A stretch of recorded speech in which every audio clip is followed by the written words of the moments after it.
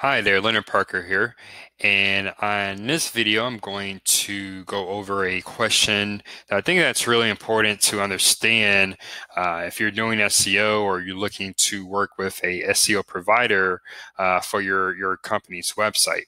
The question is, what is SERP and SEO?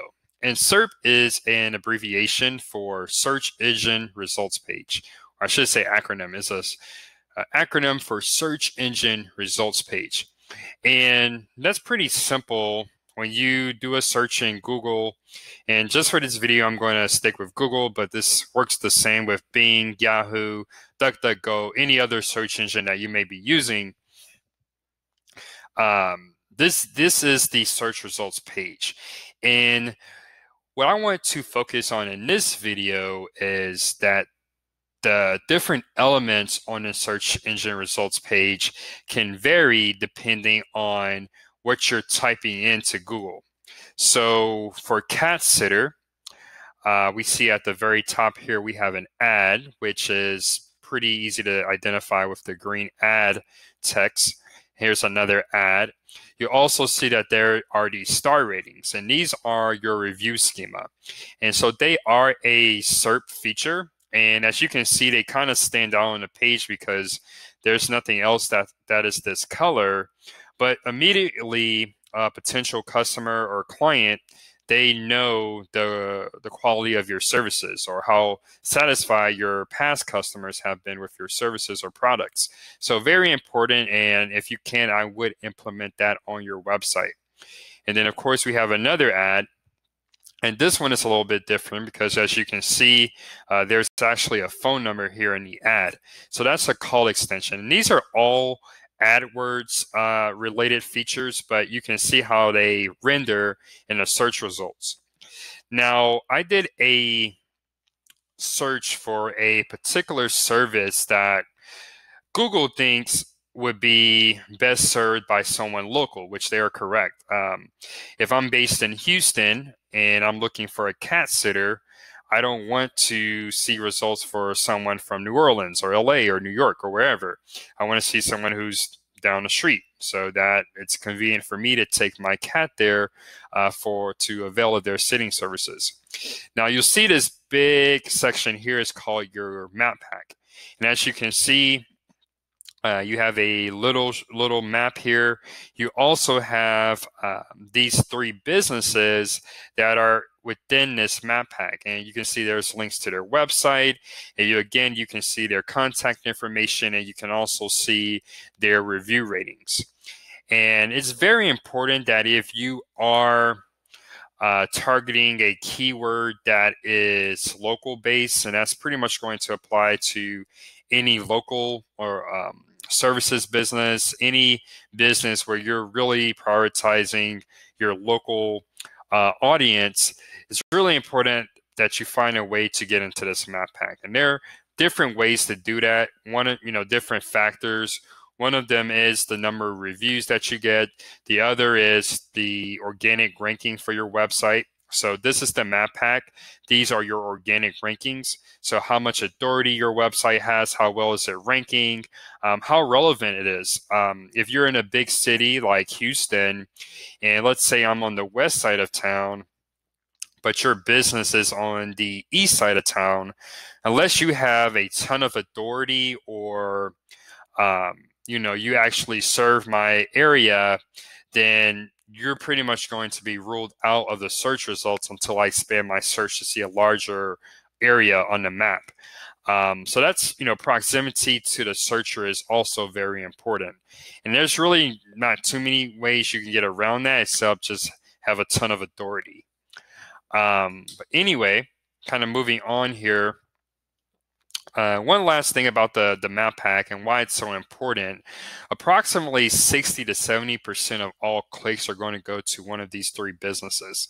So even by the time you get to the organic results, you're already kind of climbing an uphill battle for getting that click from that potential customer or client. Now these listings are called organic listings, and pretty easy to spot. They're going to start with this blue text and it's going to be underlined, and then you're going to have the green text with the URL and the breadcrumb under it. And yeah, that's pretty simple. That's pretty easy to spot. In your SERP, you're also going to have the knowledge panel. And these are questions that people commonly ask related to this search query. And you can see here, what does a cat sitter do? How much do you pay a cat sitter? Does Rover do cat sitting? How can I feed my cat when I'm away? And even you can drill down here, and this will actually expand based on what you drill down on. So if you are building content for your website, I highly recommend that you do a few keyword searches in Google, see what's showing up here in this knowledge panel, and making sure that you address those questions clearly, explicitly in your site content. So when I say explicitly, I mean having a section heading that says, what does a cat sitter do?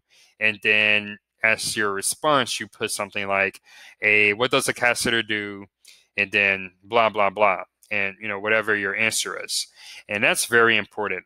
So very important part of content marketing and SEO optimization for your content. And then finally, at the end of the page, you're going to have these related searches. So again, if you're looking at an SEO campaign for your business website, try to target not only this, what we call the head term, but also target some of these alternative terms as well, because people are using them, and as long as they're relevant and as long as they can fit within the context of your content, try to fit them in where possible. Now, moving on to my second example, I did a search for Lebron James, and he's probably at this time the most popular player, active NBA player. And you can see his search results look a bit different. And this usually is what you're going to see for celebrities, regardless of how they became a celebrity, and for major brands. And when I say major brands, I mean brands like Nike, Amazon, Walmart, and so on. So you can see here at the top, we have this video carousel. And so these are videos that are related to that person or to that organization. And this video carousel, in this case, is showing up at the top, but sometimes it also shows up at, somewhere mid-page. And then also, also we have a snippet from LeBron James' Twitter account. And if you're a large organization, you should also see something similar to this. And then on the right-hand side, we have a knowledge panel. It shows you different pictures of LeBron James, presents information pulled from his Wikipedia page, and just kind of gives you some stats on his life and some of his background. Then it also links to his Twitter, his social media accounts, and it also provides other NBA players that are related to LeBron James. So typically, if you're big enough to have a Wikipedia page, you would be eligible for a SERP that looks like this. And then here again, we see the featured snippet. So common questions that people ask about LeBron James are here. Again, we have the video carousel. And then you see here just more rich data. So currently he's on the Lakers. Some of these players recently were traded, so this is not quite up to date. But you can see here it's linked. The Google's algorithm has linked LeBron James to these other players that are currently on the Lakers or formerly play for the Lakers. He's also a small forward in basketball, so it's linked him to these other small forwards in basketball. And then he's also won the MVP several times. So he's also been linked to several past MVP winners. And then again, you see here there's search results, or I should say related search phrases that people are using related to LeBron James. Now, in the final example, I'm going to do a search for a medium-sized business, the Remy Group. And you can see here they have a knowledge panel not quite as extensive as LeBron James, because as many people are probably not searching for them, but still we see that there are some information about this organization here. And then again, we see Glassdoor reviews, Facebook reviews, and so on. But a lot more simple than the search results page for LeBron James. But those are the different SERP features. When you are optimizing your website for SEO, you want to figure out, so let's go back to the cat sitter example. You want to see what's showing up here on the search results page. So as I kind of went over, there are different SERP features like the map hack. So you want to make sure that you find ways to optimize for each of those SERP features. And that may include creating video. That may include working on your local SEO so that you're better positioned to show up in the map hack. That may include really revamping your content to answer questions that people are asking related to your service. If there's an image carousel that's showing up in the search results, that may be a sign that you need to incorporate more imagery, more original imagery into your content. But really, the search engine results page can tell you exactly what Google is expecting when someone puts together a page related to that topic, and this is what's found is also what users are expecting. So it pretty much will tell you, pretty much give you a recipe for SEO success for your particular keyword. So hopefully that video has helped and answer your question. But if you do have any other questions, feel free to reach out. Take care and have a great rest of your day.